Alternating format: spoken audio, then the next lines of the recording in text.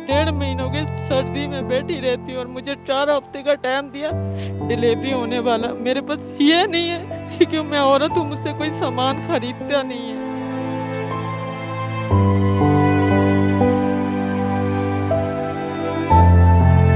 500 का आटा लेती हूँ तो सुबह शाम 3 टाइम चलता है कि मेरे छोटे छोटे बच्चे भूख लगती है रोटी खाते हैं।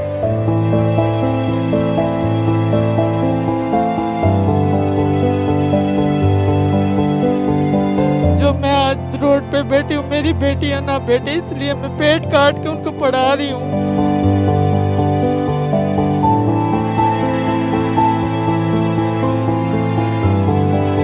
मुझे हर बंदा तंग करता है, कभी 15 वाले, कभी जज साहब, कभी सीडिया वाले।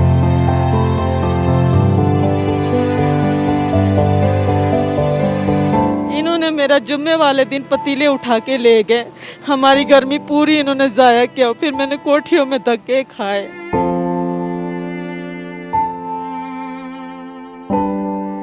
अस्सलाम वालेकुम नाजरीन, आप देख रहे हैं डेली मुमताज़ डिजिटल और मैं हूं आपकी मेज़बान कायनात फातिमा। नाजरीन, मैं मौजूद हूं इस्लामाबाद F11-1 में। यहां पर रोड के किनारे पर एक खातून और उनके साथ एक छोटी सी बच्ची मौजूद है और उन्होंने एक शकरकंदी का स्टॉल लगाया है। उनकी क्या मजबूरी थी कि उनको ये स्टॉल लगाना पड़ा, और एक खातून होने के नाते उनको रोज़ाना यहाँ पर बैठ कर क्या क्या बर्दाश्त करना पड़ता है, आइए उनसे जानते हैं। अस्सलाम वालेकुम। वालेकुम सलाम। कैसी हैं आप? ठीक हूँ। क्या नाम है आपका? आमना खातून। मुझे बताइएगा कि क्या मजबूरी थी कि आपको ये स्टॉल लगाना पड़ा, क्या इससे खर्चे हैं, आपके हस्बैंड कहाँ होते हैं, कितने बच्चे हैं? मेरे 4 बेटियां हैं, एक बेटा है, अब दूसरा मुझे बेबी आने वाला है। तो मेरा मियाँ लगाता था, उनको उन्होंने काम नहीं करने दिया। कभी सीढ़िया वाला तंग कर रहा है, कभी पुलिस वाला, कभी डीजी साहब का रोड है, कभी कोई कंप्लेन, कभी जज का घर है सामने, अलाउ नहीं है। पर मैं बहुत मजबूर हूँ, मेरे मियाँ को काम पे दिया जाए, क्यों मैं आखिरी दिनों में हूँ, मेरे से बैठा नहीं जाता, उठा नहीं जाता। मेरी दरख्वास्त है, हमें अपील है कि अब मुझे परमिट मिल जाए। मेरा मियाँ नहीं कर सकता है और मैं उससे काफ़ी उम्र की हूँ, बड़ी हूँ, तो वो छोटे आम उम्र का है। मेरे बच्चों के साथ में बहुत मुश्किलात में, मेरे बच्चे ये लड़की वाली स्कूल में पढ़ते हैं और मेरी ये गुजारिश है मेरे मियाँ को इजाज़त दे दे, उनको तंग ना करे सीढ़ियाँ, वो इधर मेहनत मजदूरी करे बच्चों के लिए, हक हलाली रोजी है। अब मुझे 1.5 महीनों की सर्दी में बैठी रहती हूँ और मुझे 4 हफ्ते का टाइम दिया डिलीवरी होने वाला। मेरे पास ये नहीं है क्योंकि मैं औरत हूँ, मुझसे कोई सामान खरीदता नहीं है। मैं सारा दिन बैठी रहती हूँ और अरमान लेके घर चली जाती हूँ। कभी कुछ है, आज यकीन माने आज 1 हफ्ता हो गया मेरे घर पे आटा नहीं है। मैंने कहीं से 500 का आटा लेती हूँ तो सुबह शाम 3 टाइम चलता है कि मेरे छोटे छोटे बच्चे भूख लगती है रोटी खाते हैं। बहरहाल मुझे कोई इधर से वो नहीं है, मुझे हर बंदा तंग करता है, कभी 15 वाले, कभी जज साहब, कभी सीडिया वाले। शहजान साहब ने मुझे दफ्तर में बुलाया, बोला तुम्हें इधर रोज़ी करो, तुम्हें करने देंगे, कोई नहीं। मैंने चावल लगाया, 7,000 रुपये का बड़े का गोश्त का चावल बना था और 16,000 का मुर्गी का चिकन का बना। इन्होंने मेरा जुम्मे वाले दिन पतीले उठा के ले गए, हमारी गर्मी पूरी इन्होंने ज़ाया किया, फिर मैंने कोठियों में धक्के खाए, कोठियों में मेहनत मजदूरी करती रही हूँ, फिर उसमें हमारा गुजारा नहीं होता था। आपको पता मजदूरों का रोज़ी नहीं है। वो बोलता मैं रोड में बैठता, मुझे कोई 150 देता, मुझे लगता है मैं कोई जहर मिल रहा है मुझे मेरे को गवारा नहीं है गैरत को।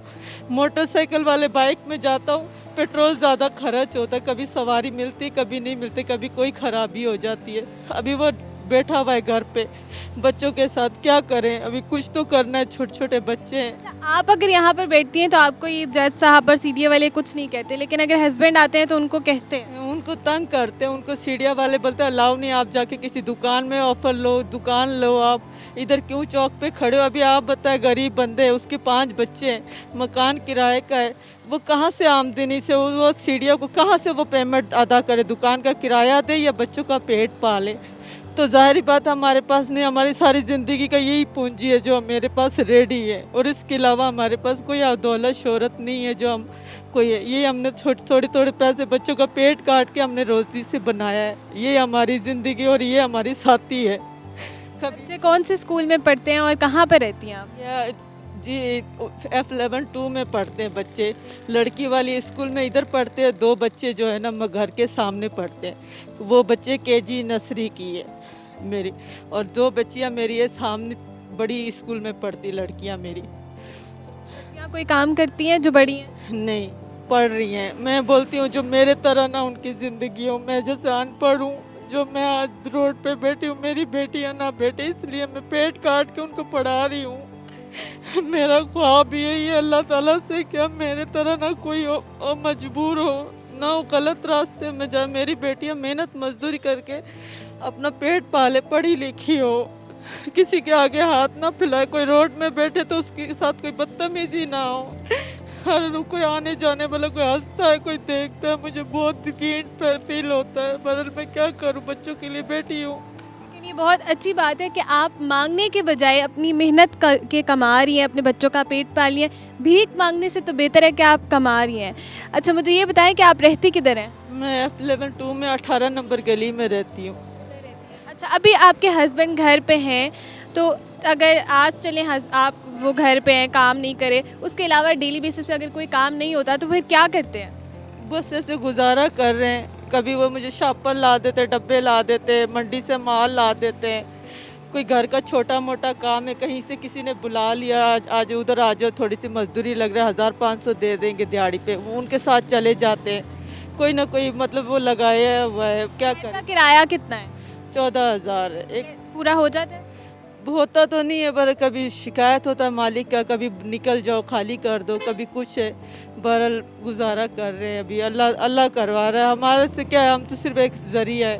अभी आप बाइक पे यहाँ पर खड़ी हैं, तो आपको यहाँ पर हस्बैंड छोड़ के जाते हैं, ये सारा सामान वगैरह कहाँ से लाती हैं? ये मंडी मोड़ से लाते हैं, डब्बे वगैरह जो है ना यहाँ से मिल जाता है मरकज़ से, शकरकंडी वहाँ से ला के फिर इसको दम में उबालते हैं। दम में इसको बना के फिर सुबह 3 बजे रखते, सुबह 8 बजे इसको खोलते। बच्चों को स्कूल भी छोड़ा था तो मुझे यहाँ 11-12 बजे वो मुझे यहाँ दे जाता है, फिर मुझे पानी दे जाता है, कभी रोटी दे जाता है। मेरा फिर तबीयत भी पता कर लेता है, अगर कहीं दिहाड़ी पे चला जाता है तो इधर साथ में सारे बैठे हुए लहसुन वगैरह बेचते हैं, उनको बोलते इसकी तबीयत इस तरह का है, थोड़ा ख्याल करना, कोई तकलीफ़ हो तो इसका वो करना, बस यही है।